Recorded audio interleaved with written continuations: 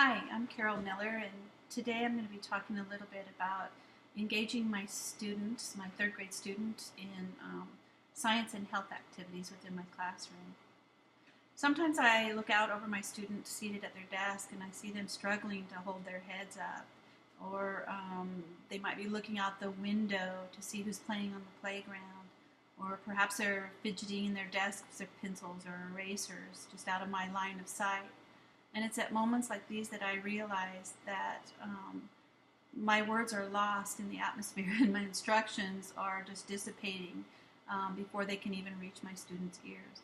And I know at these moments I realize that I've essentially lost my students for the day, and unless I group my own thought process and improve my presentation, our time together can be wasted. It doesn't matter if it's science or ELA or math.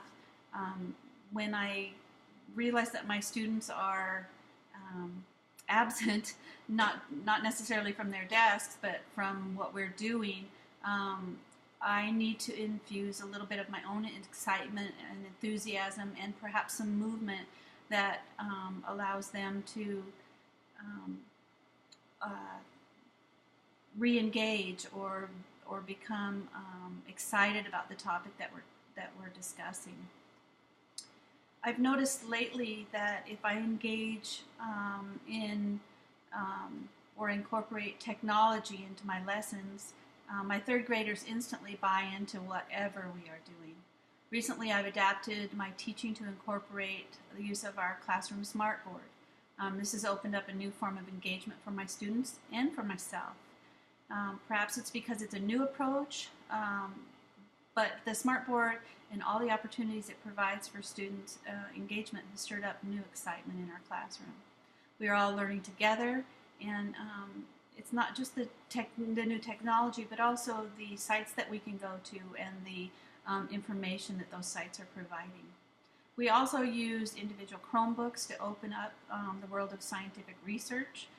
When my students get the Chromebooks, which is one day a week on Fridays, students are able to ask questions and then seek the answers that they're looking for on the internet.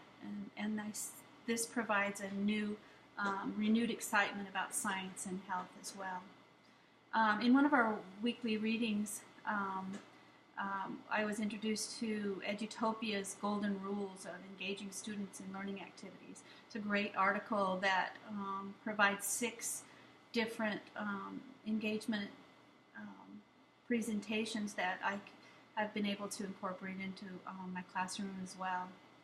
And this helps my students learn and achieve. The first thing that the article suggests is that teachers need to make lessons meaningful for students. I like to make sure that my students understand what they're learning and tie that into their everyday living. Once they can connect with the idea that science is actually a part of their own lives, and if I can show them that, then they are much more engaged and excited about what we are doing and where we are headed in the science and health aspect. The next thing that the article suggests is that we need to foster a sense of competence. And of course, with anything, the better we are at it, the more interested we are in something. So if I can work with my students in small groups or work one-on-one with a student that is struggling, and I can get them to buy into the fact that they are competent at what they're doing, or that they are learning and they are catching up with their peers, that we can keep that sense of competence up, and at the same time increase their confidence in what they're doing. I like to provide all kinds of support for my students, and oftentimes I break my kids up into groups and small groups, and they present, they research and present documentation and posters that they can present to the class that allows them to work with their peers.